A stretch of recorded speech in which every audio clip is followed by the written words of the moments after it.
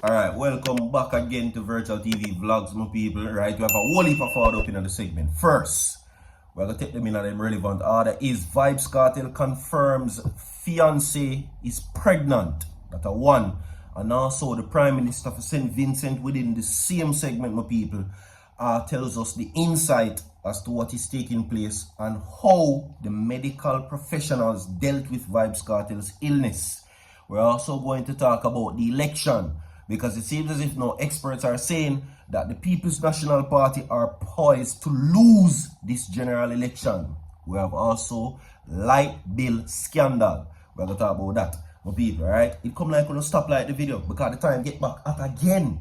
You understand, my people? Take my advice, the man. You see me? I'm going to the breakdown already where I'm telling you, say, how the magnetic field from the like button and the share button, my people, generates microns into the atmosphere, which then dissolves the vapor into cumulus nimbus clouds surrounding the atmosphere, which blocks out the sun, and an overflow of vapor is created with an outburst of rain.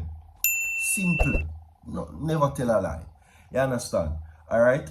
Of course, you know it's Protection Fridays and we continue in the segment 2.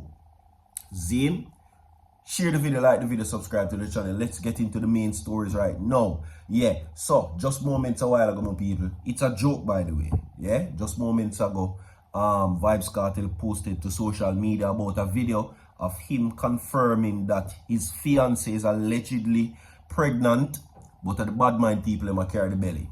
You understand? Alright? So that's that. We're not going to make much of that right now. In St. Vincent, PM describes VYBZ KARTEL's visit as an act of mercy. Everything we may say will be provided on the screen so you can read it for yourself. Now, Kingston, St. Vincent, CMC, Prime Minister Dr. Ralph Gonsalves, says the decision to accommodate VYBZ KARTEL dancehall artists into St. Vincent and the Grenadines is an act of mercy. Because why? Already there were speculations about the impression of VYBZ KARTEL coming to St. Vincent and basically them saying that yes, he is a criminal and interviews were being conducted and all of them something there. And I'm like, why? This man has a quash conviction. Not saying that people can freely think what they want still. What I'm just saying, that's just out of the way. You understand? Anyway, there has been widespread speculations about the artist's presence in St. Vincent and the Grenadines. Following his recent release from prison after 13 years, KARTEL was acquitted of a drop-in charge by the Jamaican Court of Appeal. Now, the artist has disclosed that he has Graves' disease, also known as hypothyroidism.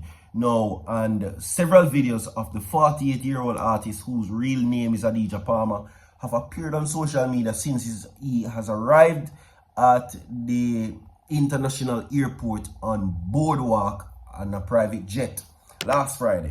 Now, one of the videos shows the artist seated at a dining table along with Gonsalves and his wife Eloise, right, and the others, apparently at the official residence of the Prime Minister. Now, the Prime Minister, speaking on his weekly radio program on the state-owned MBC radio, says he received a telephone call from Isaac Buchanan, the artist's lawyer, a few weeks ago. So this was before he was going to make his entry. So what them do, them call him up and ask him if them can forward. But this is for the main reason, which I've been telling you from day one, where people never did that here.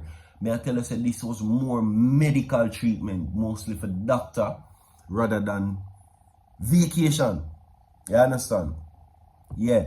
Now, he was saying that Gonsalves, who like KARTEL uses the moniker World Boss, said Buchanan called me and said he understood that they have experts in the field of dealing with the issues that he has, which is the condition publicly everybody knows that Mr. KARTEL and Mr. Palmer suffers from. Yeah, same thing. So the Prime Minister said Buchanan asked whether whether it would be appropriate for KARTEL to travel to Kingstown to see these experts in the field.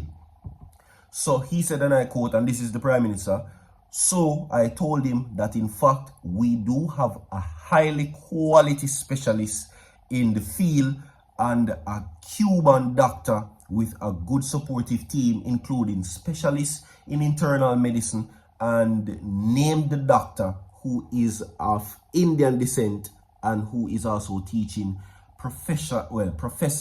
a teaching professor at one of the universities here. And immediately I was prompted to say, yes, we can facilitate him. Naturally, the government is not spending any money to Mr. Kartel, Mr. Palmer, VYBZ Kartel, for him to be here. No, I mean, we are facilitating because the impulse came from a word simply called mercy. Right? Big up to the Prime Minister. No, he also spoke about his conversation with Kartel on the phone, saying, of course, he came on as jovial as usual, bantering. He happy to talk to the political world boss. Everyone knew he had been presented as the dancehall world boss. Yeah, so the Prime Minister says that Kartel also told him he has a youth with basically with a woman who is what? Vincentian roots. Vincentian roots. A Kartel have a pitney with a woman from Vincentian roots. Vincent, how much pitney Kartel have? A 7 I know about. Unless I the data. Let's have the little data. Yeah, we're not too session in the media. So, yeah. Alright. Moving right along, my people. We're going to now go to this, where it is now becoming an election talk right through as the general election is drawing closer. Now, Robinson from the PNP, Julian Robinson, said that he is speculating that the government is going to call the general election this year. And that is his observation. Anyway, moving right along to this, the results of the local government elections last February confirming the findings of opinion polls that the political fortunes of the ruling Jamaica Labour Party had fallen and were failing. Now, they lost popular vote and were in a general election, right? They're saying that it is time. They're saying that they know the dynamics would have been different. They would have lost 16 seats to end up with the slimmest of parliamentary majorities. Only one seat, basically. Now, of the 32 seats of the JLP, one have, well, they're saying that they hypothetically won on that. Day 5 would have been retained by margins of less than 250 votes. Okay? Now, should a swing away from the JLP predicted by the poll trends, the opposition People's National Party would likely to be winning at least 36 seats to the JLP 27, a government that would at least have 8 seats majority, and this is just the projections from February local elections, so they are basing it off of that.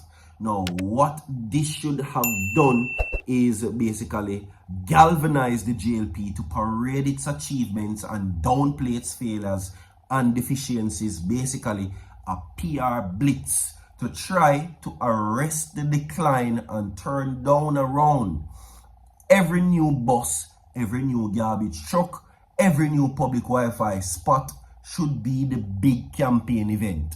So they're saying that all of the achievements of the JLP right now, because them barely scrape and win the local election with the air, should be made public, and that they should basically surround their campaign around this, that them actually do things.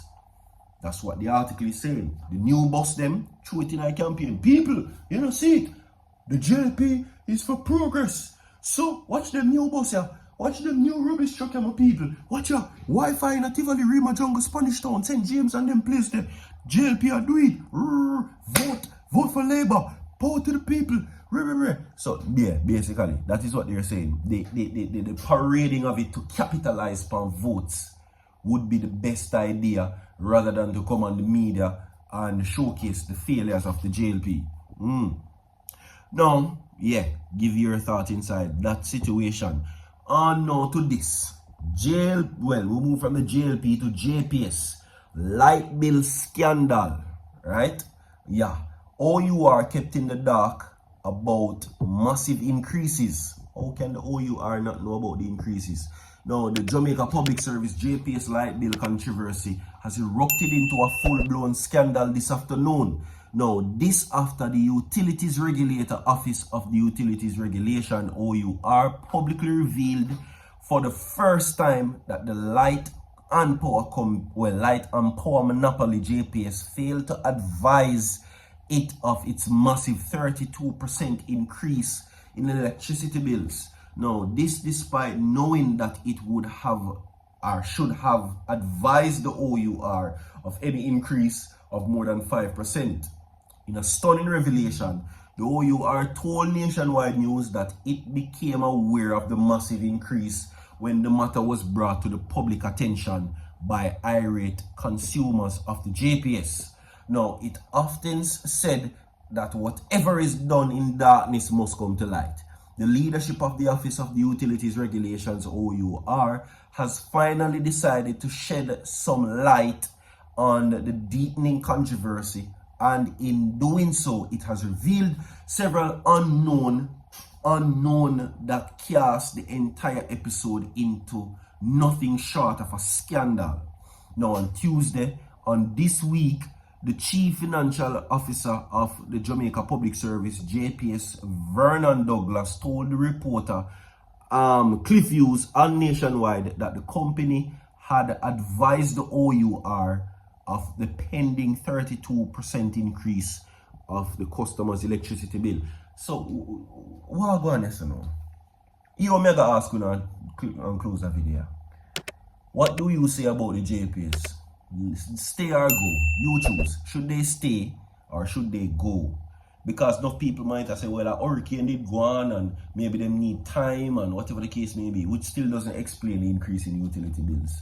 Many persons would have said, the hurricane will come at Jamaica full blown. We just barely get it. What if the whole thing did come? What would have gone? I'll know when I'm on the light. And I could not tell if you like and share the video right now. That are the thing. Stay tuned. Don't go nowhere. So forward.